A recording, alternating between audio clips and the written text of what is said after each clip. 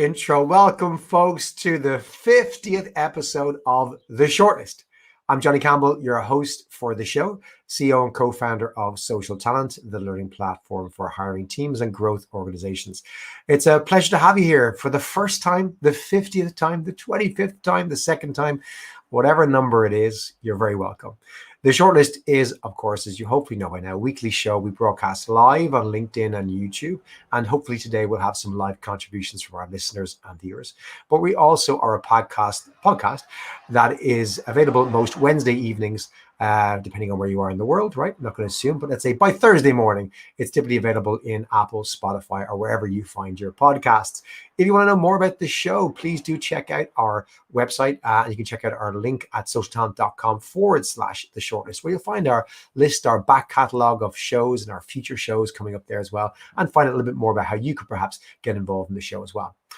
But today, on our 50th show, we're going to be delving into language. We're going to be talking about talking. In fact, we're going to be talking about diversity. And our lesson, our kind of conversation today is strip it back. We want to talk about how do you create conversations around diversity. And this comes from what I think most of us, or most of you perhaps might find, is that we're not all 100% comfortable on what we can and cannot say these days. I'm using air quotes for those of you listening on the podcast. And that's okay. But we want to have a good conversation around that because, water cooler chats, right now in the middle of a pandemic still might be a thing of the past. But we can all remember instances where perhaps you bump into somebody, or do you remember we used to go to conferences or events and you'd see someone, you know them, but you couldn't remember their name. And you have big conversations and it becomes more awkward the next time you see them the next time. And it just becomes more awkward and you just can't possibly ask them the name at that point. It's kind of the same when it comes to the language around diversity in terms of, being uncomfortable the first time we meet somebody who believe perhaps we should be using a different pronoun for example. And we don't do it the first time because we're, just kind of fearful of our ignorance. And ignorance is even too harsh a word, of our, just lack of language, our comfort with the language. And therefore it becomes the second and third time. And we retreat into this world where we just never stop to figure out why. So whether it's, non-binary or the use of different pronouns and titles, these are new concepts for many of us. It wasn't so much a challenge 10 years ago, but it is today. It's something that we've had to move on with, and it's good. We always evolve in terms of our use of language.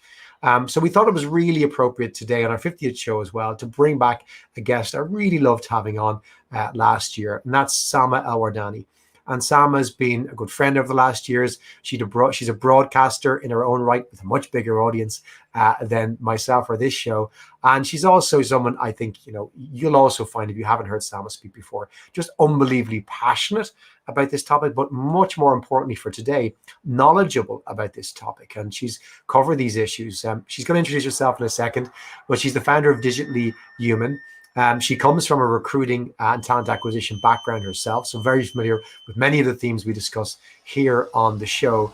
And she's going to hopefully get us to get more comfortable around asking those uncomfortable questions and discussing those what we might find uncomfortable issues. Salma, welcome to the show. Maybe you can reintroduce yourself and give us a bit of an update on what you've been doing and why this topic appeals to you. Johnny, thank you for having me back. It's I always feel like the first time you get invited could be a fluke. Second time, then you're actually friends and family at this point. So it's lovely to be back. Thanks, everyone. Yes, I will introduce myself again, although you did it so well. I am the founder of Digitally Human, which is a marketing business and that works specifically with talent acquisition across the entire spectrum of the industry. So that's everything from attraction, retention, hiring, employer brand. And also, as the years have gone by, along with my other passions, which are diversity and how we create a more equitable world for everyone, those things have kind of just merged as I've gone along. And as the climate has changed for what we need in business, and as we've just naturally evolved, which is incredible, diversity, inclusion just seeped into everything that I was doing. So when we were building employer brands, it was about building employer brands that could be diverse, that could attract a diverse audience, and not only attract, but they could retain that audience. So the crux of my work is DE&I, and that's across everything. That's across branding, it's across attraction, it's across inclusive environments and cultures, how we change cultures from the stagnant places that they have been to new, evolved, inclusive places, how we can start talking about diversity, like you said, Johnny. Some people are just starting those conversations. Other people are so far into those conversations. How we attract diverse talent. Essentially, the crux of everything that we do at Digitally Human is about how do we create a more inclusive, equal, and equitable workforce for everyone. So that's what I do. That's the nutshell. I love it. Salma, myself and yourself were doing our briefing before we went live, and we had to stop because Niall, our producer, was flashing at us to go live because we could talk all day. So I want to give us a bit of a framework and a bit of a structure. So the first thing we're going to do for the 50th time, let's go to the news. Niall.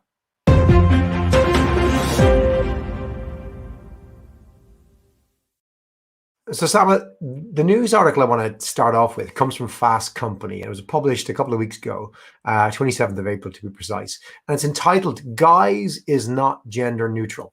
Let's stop using it like it is." I really enjoyed reading this article because I'm going to be honest with you, I've become increasingly uncomfortable in my usage of the term guys. And I will admit, I still use the word guys. And I want to stop using it. And this actually gave me some real good reasons to use it. It gave me some data to support my discomfort as time goes by in using this term. I'd love to get your thoughts on this. I think it's a fascinating article. It's got some history, some context, some survey science in as well. Talk to me about guys and its usage today and your experience. Yeah, so it's something that is so common. We've all used it. Even the most diverse and inclusive of us all have used it. We're all guilty of it because it's just part of our natural language. And as we become more aware of what diversity means to individuals, and as we just become more inclusive in our practices, in our workforces, in our family lives, whatever it might be, we then need to really think about the language that we use and how we communicate. And I love this article as well, Johnny, and I loved reading about the etymology of the word guys and how it comes from Guy Fawkes, and then it was evolved to mean guys as in someone who's bad, because Guy Fawkes tried to blow up Parliament. And that's how it then came into natural language and was then used predominantly to mean a bad man. And now we use it just for groups of people. And also the fact that we don't have gendered pronouns in the English language in the same way that French or Arabic does. So it does make things a little bit harder. But what I loved about this article, and this is so true, and we don't stop to think about this because we're just so commonly using it every single day. But what I loved is, if you change guys for girls, does it work? Can I go up to a group of colleagues that are of all genders, non-binary, and can I say, "Hey girls, is everyone all right? Girls, let's all get ourselves into the conference room and get that board meeting started"? It doesn't work. All of the people who identify as male, all the men in that group would turn around and go, "Why are you calling me a girl?" But if you go up to everyone and go, "Hi guys, everyone, guys, let's get ourselves into that meeting room," no one blinks and everyone goes, "Well, yeah, I guess," and it works. So we have to start interrogating. If it wouldn't work the other way, why are we doing it one way? Because it doesn't work both ways. So we need to actually stop that. So it's something, and I know, Johnny, I'm just going to preface this first. I know there's going to be people listening, watching, going, "Is this even a big deal? Like, this is just so minor. It's just the woke brigade," or whatever they like to use to diminish equality. And of course, yes, in the grand scheme of things, if you were to say to me, you can pick from either equal pay between genders or not using the term guys anymore in the workforce, which one do you choose? I'm going to take the equal pay, right? Because this is structurally going to change a lot of women's lives. Yeah, so of course I'm going to take that. But that doesn't mean that just because it's a different kind of fight, it's any less important. Because like you said, the data shows when people are in work environments in which they don't see themselves or they don't feel included, they therefore don't feel like they belong, performance goes down, productivity goes down, and it affects everything. Yeah, and it's something that yeah, I agree with you. The history of this is fantastic. It talks about the alternatives that different countries provide. Other countries it listed y'all being the southern U.S., West Indies, Alberta's, yuns, yins, yous, ye, you lot. Hey, I didn't know that they listed Ireland. I was just like to see Ireland listed as a country that had ownership of ye. Turns out it's us, Newfoundland and Labrador, Canadian province. That's it. To be And I think the Irish equivalent is lads. We say it all the time. I say it to a group of my female for everyone in Ireland. Lads, you all right? Let's get going, right? You're so right, and it isn't good enough because the alternatives are really easy. The article proposes that instead of you guys, you might use you all, you two, you both, you folks, or any one of the ones I just listed, like y'all, yous, etc. Yeah. Now, it says, it does go bit extreme. Like I'm not comfortable with some of these. Instead of hello guys, substitute guys with okay, people, folks, team, brilliant, pals, peeps, party people. I'm like, for me, I'm probably not going to go that far, but there's so much choice. I think the point is, hey, there's 20 other alternatives you can come up with like in 30 seconds. So really, you have to use this. I like babe. Babe works for everyone. I always use. Do you think? No, tell me you're joking, Salma. No. Let's not go backwards with that. Definitely not. Yeah, I think it might be good to point out the importance of language to perhaps a very, very manly man to call him babe and see what happens. Although, you know what, in this modern day, maybe he'll mistake your intentions and won't see the humor or the irony in that. Slippery slope. Don't do it. It is a slippery slope. So I agree with you. I think it's important. I think it isn't the language police coming out and trying to stop you. It's kind of going, it isn't for everyone. It's an easy thing. Why do you use guys in the first place? You don't even know why you use it. So why are you so protective of keeping it when there's tons of other ways of saying it that won't offend people? Let me go to our second article because it expands on this topic. And it comes from HRD, Human Resources Director. And the article is entitled 5 Top Tips for Encouraging Inclusive Language in the Workplace by Alice McDonald. Why I love this is because it's got a beautiful acronym, which makes it easy to remember. And this is the acronym of SPEAK. And again, it's talking about microaggressions. It's talking about, the fact that there's a lot of uncertainty about what can be said or not. And it delves deeper into even phrases that we use in hiring or in HR that can be microaggressions. So talk to me about this article and the advice it gives, and perhaps the bigger theme of some of these microaggressions, and perhaps other ones that may not be so obvious that you've come across in your work, Salma. I think it's a smart article because one of the biggest failings I find of the DE&I space is assuming that everyone knows what you know. And because we're all talking about inclusive language and we're all trying to be more inclusive in our language, we automatically assume that everyone around us is doing the same thing, or everyone is really aware of what exclusive and what inclusive language is, when the truth is they're not. So it's a smart article to say, look, here's 5 things that you can do that will help you be more inclusive in your work environment. And one of the things that I loved was, tell people that you are trying to be more inclusive so that actually the people around you can help you and can guide you on that. And it made me think of the same kind of thing when someone goes, look, guys, I'm trying to stop smoking. Guys, see, there we are, using it in the podcast about the language, guys. People say, I'm trying to stop smoking. Someone, do not let me have a cigarette today. Whatever happens, no matter how stressed I get, do not let me go out for a smoke. And people around will go, yeah, right, I'll keep an eye on it and I'll keep you strong. And why don't we do that with our diversity practices? Because that seems like such a good idea. So that if I say to you, Johnny, I'm trying to cut guys out of my language completely. When I just used it in that sentence, you would say, Salma, I don't know, put £1 in the guy's jar or whatever it is, or you would remind me of it. And that would really, really help. So I love that idea of just be open about it. If you're trying a new practice, if you're trying to be more inclusive, there's no shame in it. It's incredible that you're doing it. Let the people around you know so that they can help you.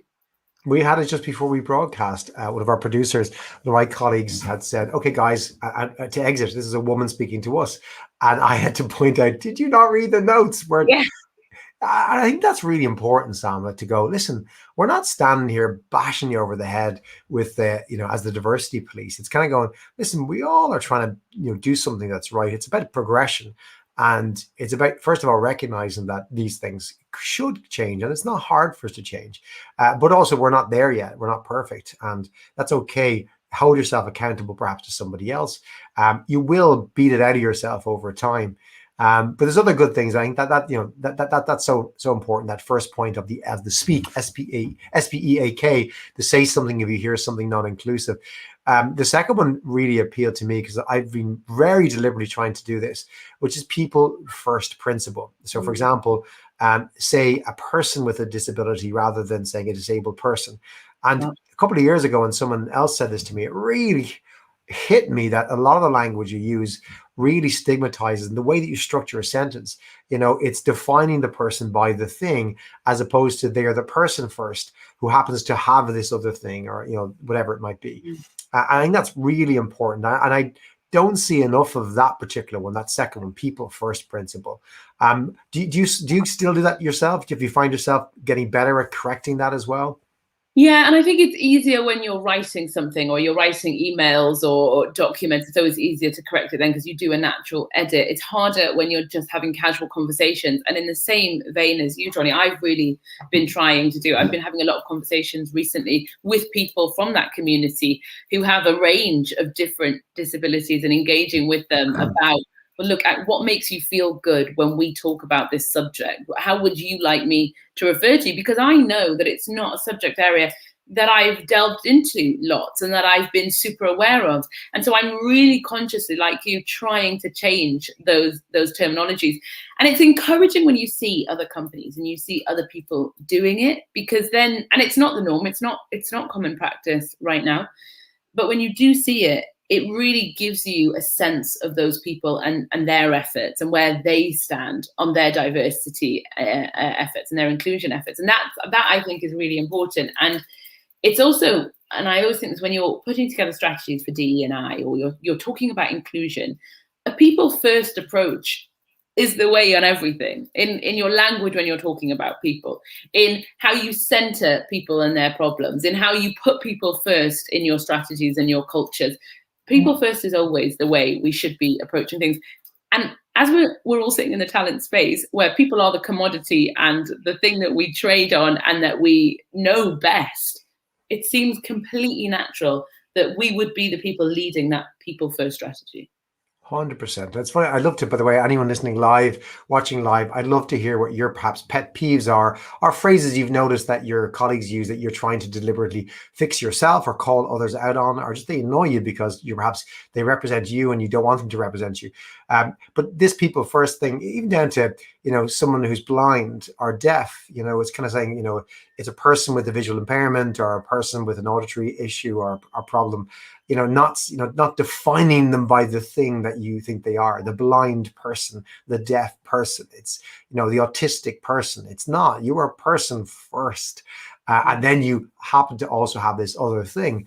I think it's that there isn't no extreme you can take it to. It's like, try not to define the person. It does take a bit of work to develop those habits, but it's start by catching yourself. I think your point around asking others to help you do that as well. But you made the point, and it's the third part of the SPE, which is empathy.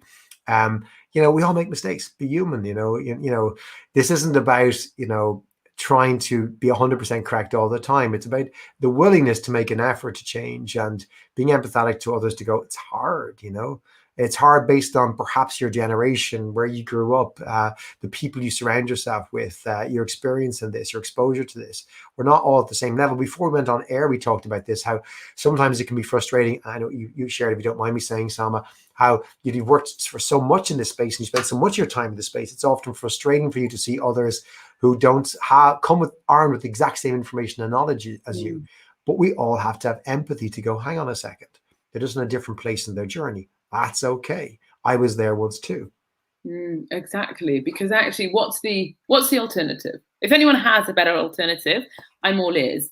But what is the alternative? If someone isn't talking about pronouns or putting their pronouns in email signatures, or if someone isn't using a people first approach or not using inclusive language, tell me what the alternative is. Is it having an argument or having a go at that person and go, well, I don't know why you're doing this, and you're an awful person for not doing it. And then what is your result then? That person has their back against the wall, they're cowed into a corner, and they hate you, and they hate everything to do with the diversity that you are literally whipping them with, right?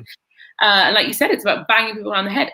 And don't get me wrong, I am incredibly frustrated every day of my life doing this job. You don't work in diversity and just have a really calm, relaxing time. You are frustrated, you are annoyed, you're fighting, you're passionate, all of the emotions bubble so close to the surface. And I think there's a lot of power in saying it out loud. Like I am sometimes incredibly frustrated by the people around me, and that they are not on the same level that I am, or that I am having to fight for really basic things that I think are basic, let alone the bigger things, right? Like equal pay and getting more people of color and marginalized backgrounds with protected characteristics into the workplace.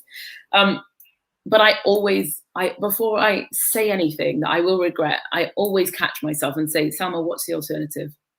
Will they get there if you shout at them? Will they get there if you shame them? Because shame is debilitating, and we cannot do anything with it. If we begin to shame the people around us for not being at the same point in the journey that we are, I still don't get what I want. Yeah, I think this is why we wanted to talk about language today, because it's often where it starts, because people can't engage with the language. They won't engage with the topic. If they're afraid of speaking up in a conversation because they don't know what words I can use or can't use. One or two of the articles mentioned, for example, the next point in this one, ask, never assume. And you brought this up in an event we ran before Christmas on diversity and inclusion, when you talked about, you just ask the person, don't assume, you're sitting there going, do I say black, person of color? What's right today?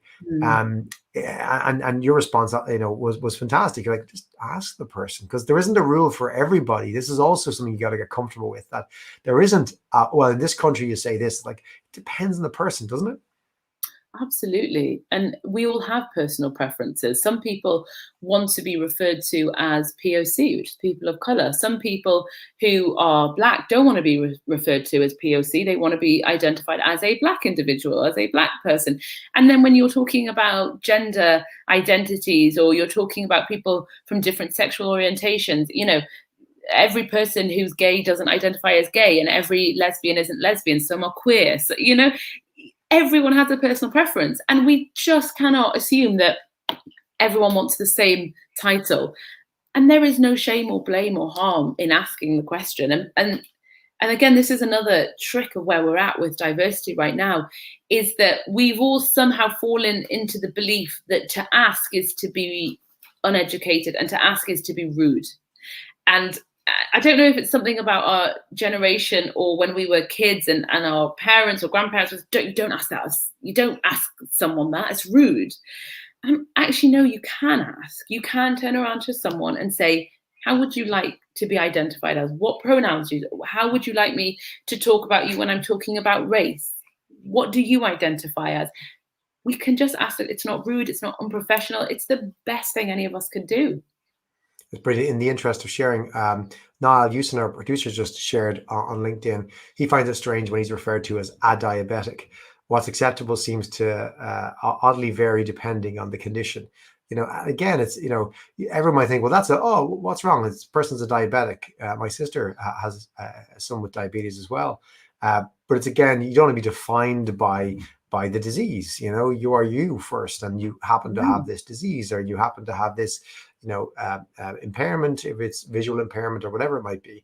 That doesn't define you. And I think it's important. It's easily changed, but it does fundamentally change the way you think about somebody. And if you're not the person, I think we've spoken about this before, if you're not the person who is being categorized, it's too easy for you to go, oh, they need to get over themselves. Like, for God's sake, that's just ridiculous that someone will get upset over that. It's like, well, you're not that person who has to hear the word every day used to refer to you.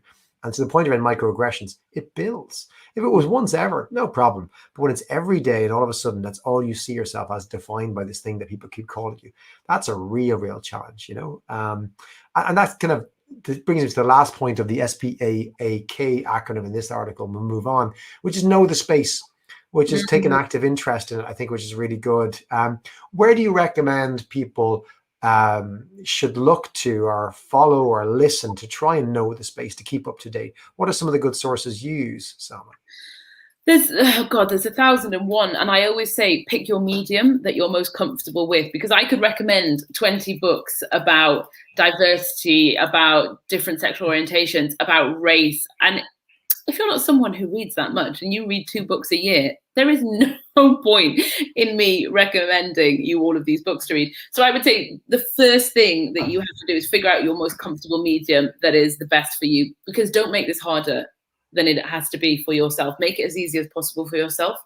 But I always find everyone is scrolling through social media, and social media, particularly Instagram, has some incredible educational, informative, brilliantly packaged bits of advice and information and conversations that are happening around DE&I. So, for example, Rachel Cargell, which lots of people have heard of, I follow her. She's a professor over in America, in Harvard, and she's incredible, and she packages up her information. She's part of the social media generation, right? So she packages it up in a way that we can consume really easily while we're scrolling. And I think if you litter your social media feeds, whether it's LinkedIn, whether it's Instagram, Twitter, with people in the space who are big talking about race, religion, faith, sexuality, whatever it is, litter your social media with those things, because then it is in your eye line every single day. It's not an active, I'm going to sit down and read a chapter of this book on race so I can learn about Black communities. You know, it's something that is becoming ingrained in your consciousness because you're seeing it pop up on your news feed over and over and over again. And you will then know as well when things happen in the Black community that are of huge significance, you will then be part of those conversations because you will be seeing them pop up quite regularly. So I do, like, yes, there's podcasts and there's Netflix shows you can watch, and there's books and there's essays, and there's so much out there that's phenomenal, including online courses. But I would say for that, every day, building it into your life and your consciousness and your language, make sure your social media is littered with inclusive, diverse, different accounts. I've been learning so much about the trans community because I knew I didn't know enough. Mm-hmm. And so I went and actively followed loads of trans activists just so that I could start understanding what conversations are happening in the trans community, because I knew that I didn't know enough of it. So I would say do that. I think it's one of the best resources. It's brilliant advice. I'm going to bring in some comments from some of the audience who are engaging with us today. Dave Sweeney saying there's comments to Niall, very true. He's type 1 himself and totally agrees with that issue of being called a diabetic rather than someone with diabetes. Mm-hmm. Kathy Iverson, who's a regular listener to the show. Hi, Kathy. I don't think people have fear about breaking the racial dialogue rule. I think we need to learn to get past that, which isn't easy. And then Dave Sweeney following up again with that comment saying, a big issue here is people getting over defensive when they're called out for saying the wrong thing, rather than, and he put wrong thing in air quotes, rather than accepting, not air quotes, sorry, in actual quotes. I'm putting them in air quotes. Anyway, rather than accepting a mistake was made and asking for help or advice on where they went wrong.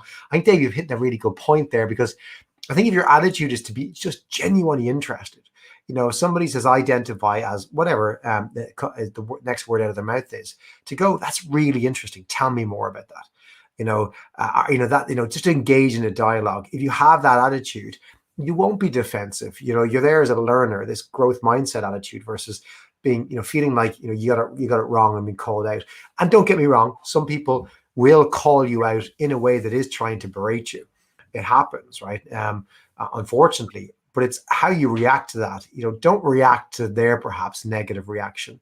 Just accept and go, that's interesting. Tell me more. It'll break down their defenses. My experience has always been that even if you get somebody who gets a bit snotty or ratty with you, you said the wrong thing or says something to you, you go, okay, well, that's really interesting. Tell me, what would you think is the right thing? What should I learn? Don't get defensive and start a fight over it. You got to engage in this dialogue, don't you? Absolutely. And I appreciate that it's difficult because there's so many heightened emotions. And one of the most powerful emotions is fear. And there is fear. There is fear on every side of the DE&I conversation, because there is fear from people who come from marginalized backgrounds that they're not going to be heard, that they're not going to be listened to, that this wave of DE&I that we're currently elbow deep in as a result of the murder of George Floyd and the ensuing protests that happen globally, they're afraid that it's going to go away, that people are going to take their foot off the pedal, that it's all going to be a flash in the pan that we once spoke about. And then on the other side of that, people who don't come from those marginalized communities, they're afraid that things are going to change and they're not going to recognize the world that they live in. They're afraid that they're not going to have a job, that they're not going to have space. They're afraid that they're going to get it wrong, that they're going to offend someone. This is entrenched in fear. And it's not easy to say, we'll just let it all go, because we've been taught fear, and we've been taught that we haven't always been safe, especially those people from marginalized communities. And so what I would say to people who are in these conversations, wanting to have these conversations, just tread gently. And by gently, I mean, you don't have to be the loudest voice. You don't have to be the one with all the answers. You don't have to be the one storming into the conversation and being the biggest advocate of DE&I in your workplace because you know it's the right thing to do. Gently, gently, softly, softly, and we will all figure this out together. I want to ask you, Salma, to maybe expand a little bit, if you will, on some of the other language barriers that exist in this topic. I know we've talked about gender pronouns. We've talked about language, about how you might refer to somebody as somebody with rather than somebody who is, and some of those other areas. But what else comes up from your experience? I know the articles mentioned some of the phrases like, you know, one of the pieces of advice in one of the articles was don't reject people saying they're not a good fit. Good fit can be seen as a really negative microaggression to certain individuals. What other things like that do you see are coming up? What else should we be paying attention to? And do you know what? Just speaking on that good fit, I think one of the most exclusive phrases that we use in business to this day is we hire for cultural fit, or that person wasn't the right cultural fit. Because what that actually says is that person doesn't look like, sound like, come from the same background as everyone else in the office. So we can't really see how they would culturally get along, right? And actually, I want more people to say this person is not the cultural fit, but that's amazing because you need to diversify your culture, right? You've got a workforce or an office full of, I don't know, Oxbridge graduates. If that person isn't a cultural fit, that's great because that person's working class and they're coming in from a completely different background and culture. That's amazing. So whenever I hear that, when I'm working with clients and I'm talking to them, and they say, we just want to hire, the cultural fit has to be right. And I always stop and interrogate that and peel that apart. And I ask, what are you really saying here? Are you saying you want someone who comes from the same type of universities as everyone else in your business? So really interrogate that, because I think that's really damaging. And I think that's the reason, because you'll remember, Johnny, when all we could do was hire for cultural fit, and it was the buzzword and it was the thing that we all spoke about. And we sat at conferences and talked about it. But actually how damaging that has been for the makeup and the DNA of the workforce today. So that's one of the biggest phrases when it comes to inclusive language that I'm ready to throw in the bin. I jump in on that one because I know I've heard with several companies, something I find interesting is that they'd actually in an interview have an area which it gives bonus points for culture add. So it's asking interviewers to look out for someone who could be a culture add to the team, which gives them extra weight that might counterbalance something else to go. They bring difference to the team. That gives you extra points. Absolutely. How are you going to add to this melting pot of incredible individuals from really different backgrounds that we have? Because when you create a culture and a workforce like that, your business will flourish in ways that it never will having 70 Oxford graduates in that room. 100%. And that's research and that's data that's showing that. That's not me with any biases. That's just looking at the data. I think one of the other things is, and we joked about this at the beginning, which is exactly what you highlighted really well, Johnny, which was the language that men use towards women. Most of the time it can be so exclusive and it can be patronizing and demeaning. And not because those men using that language are maliciously trying to be those things, but this is the same way that guys is ingrained in us. It's ingrained in a lot of men, especially older men, to call the women, darling, could you just get that for me? Or, honey, did you manage to The amount of times in business I have been called darling or honey or sweetie. And then we met an hour ago in this meeting. Like, what gives you the right to say those things to me? And then you bring them up and suddenly you're the angry woman with the problem. You're the angry woman of color with the problem, right? So a lot of the time I just go, yo, God, no, it's not worth saying anything. Because I know those people don't mean bad. But actually we're at a stage when we're talking about diversity. And so yes, we do need to say something and we do need to call it out, because ultimately, and this is the most important thing that I always say when we're talking about inclusive language, especially when people go, oh, this is just taking it too far. Language informs behavior. How we speak informs how we treat people. And if you are constantly calling me darling and honey and sweetie, you are seeing me as something other than the man who is sitting next to me, my male colleague, who is professional and capable. And you are seeing me as something else, as something informal, something casual, something unable to do their job. And you are affecting me in terms of how I can progress and how I am promoted throughout this company. So yes, you're not doing it maliciously. Language informs our behavior. So I think when men are talking to women, how they talk to women is incredibly important in terms of the language that they use. But also, and this goes down to little things, and also, do you step in and start having conversations with women in ways that you wouldn't if a man was doing that job? Do you offer extra help? Listen, if you need help, I'll stay. If you wouldn't do that when you were speaking with a man, then you shouldn't do it when you're speaking with a woman. So those things are always really important to remember. And then I think there's a lot of inclusive language that we need to consider when we're talking around faith, which is something that I've experienced loads of as a Muslim. And I guess it's a little different because there's a hierarchy of faiths, I think. And I think what we can say about one faith, we can't always say about another. But in that hierarchy, Islam and Muslims are the dredges, at the very bottom, and the gutter, basically, which is to say, you can say anything to Muslims and you can say what you want about Islam without reproach. And that's, part orchestrated by the media. There's, loads of things. And it is one of the biggest microaggressions that I always used to get when I was working in corporate and I was in those spaces, and the language that people would use when they talked to me about my faith or they asked me questions was such othering language. It sent the message that, Salma, you're not one of us and you don't belong here, and you probably come from people who do bad things to all kinds of people. And it was so demeaning and damaging. And I always thought, should I start apologizing even though I've done nothing wrong? So I think we need to be really aware of our language. And even like, Johnny, that conversation about atheism, right? And people who even don't believe, that's grand. Like, it's absolutely fine if you don't. But I don't go to people who aren't Muslim. Well, listen, let me tell you why you absolutely should be. And I'm going to have this conversation with you. I'm going to point it out because it's stupid that you don't believe in Islam. But yeah, it's acceptable for atheists to use those terms and employ that language and have those conversations. Let it be. You have to be really mindful about people's faith and the language that you're using when you're talking about people's faith. Sorry, you have to be more empathetic about that. You have to consider others and differences. And I shared with you before we went on air my atheism, but I'm fascinated by religion. I think it's wonderful, and because I have a different belief system doesn't undermine anybody else's belief system.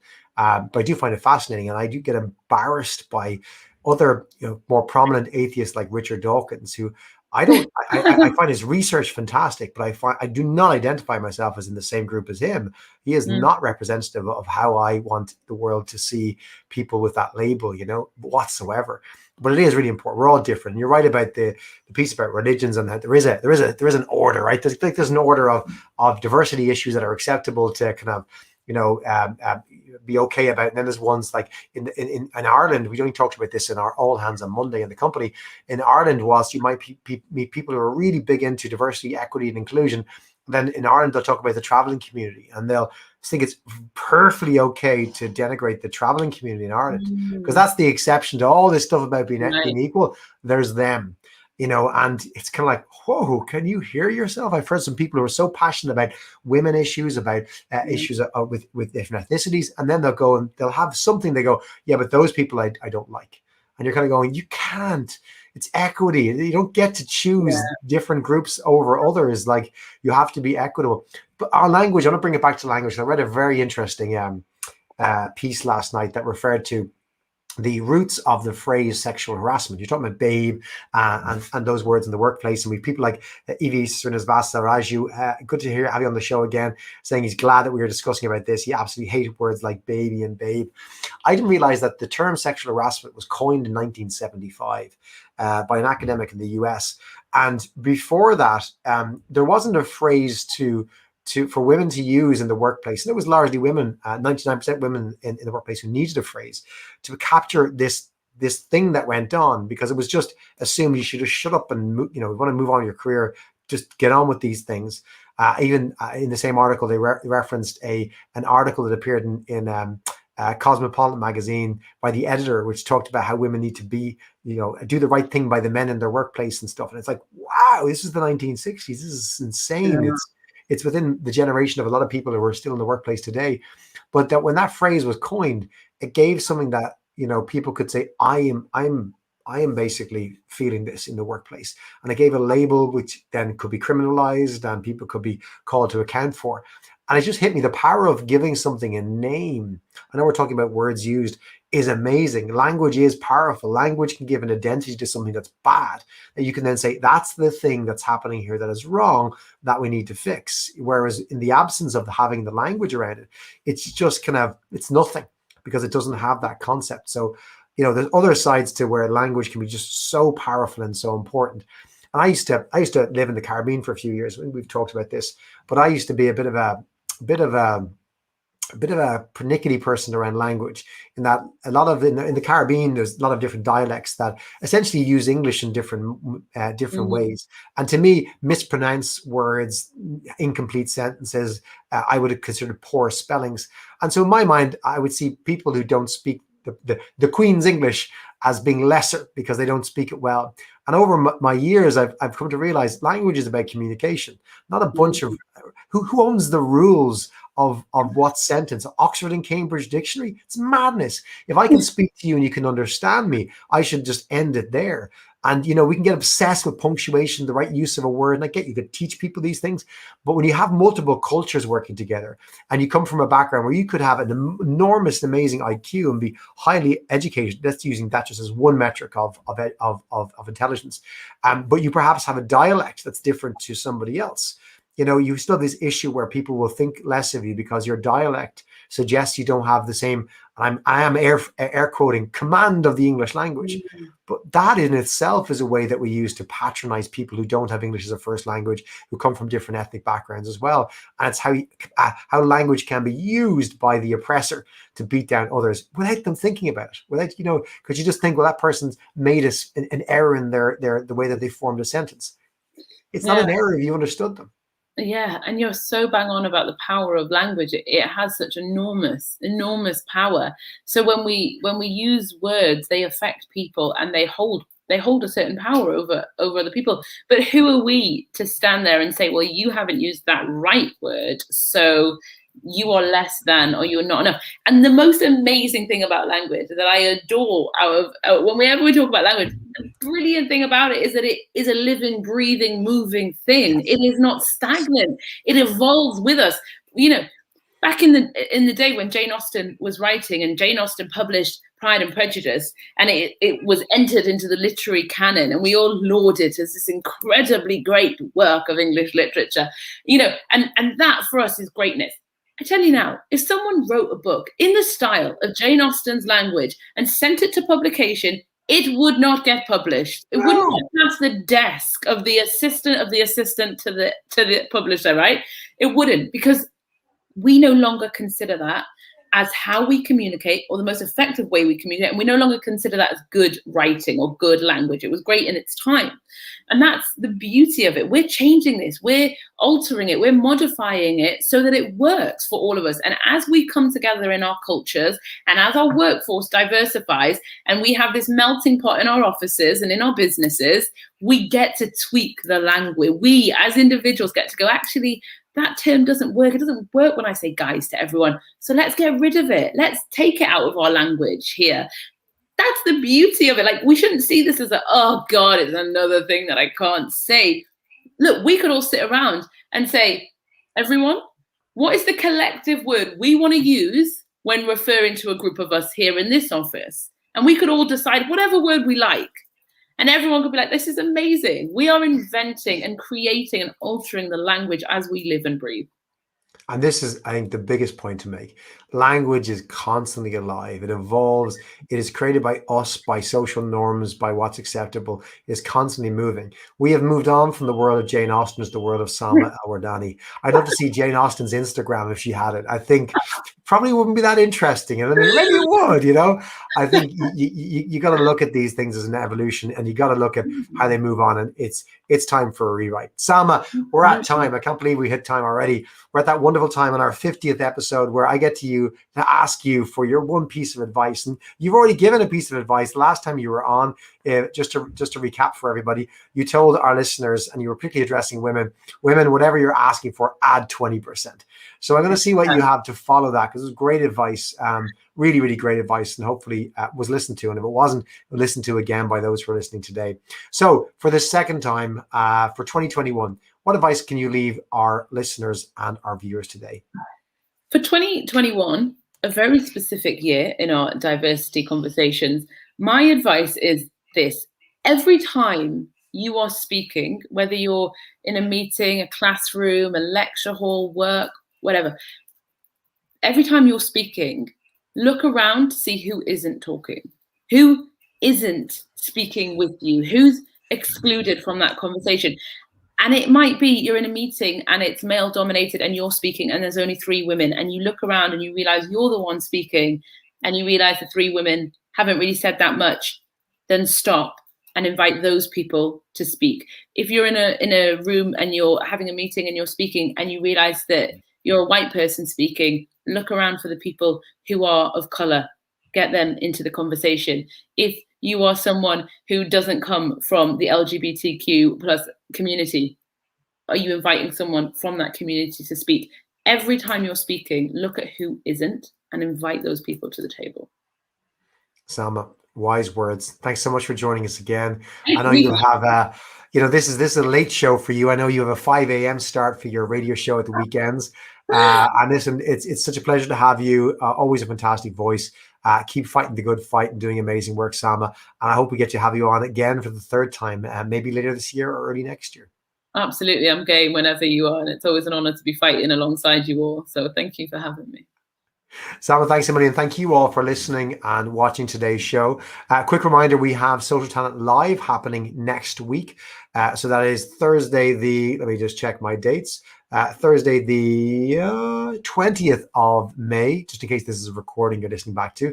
It's a free event. You can register by going to socialtalent.com/live. Very simple. socialtalent.com/live. And we'll be talking about onboarding, particularly onboarding in the virtual world we live in today. We've got some fantastic speakers joining us from the likes of IBM, from Celonis, from Procore in the US, and our very own Simon Haig from our own platform, chatting with myself around what are the kind of core principles of onboarding from a leadership perspective that we need to be aware of. So do join us for that if you have time. It's going to be a live event, socialtalent.com/live. That's on May 20th at 4 p.m. UK Irish time as well. So you can figure out your own time zone.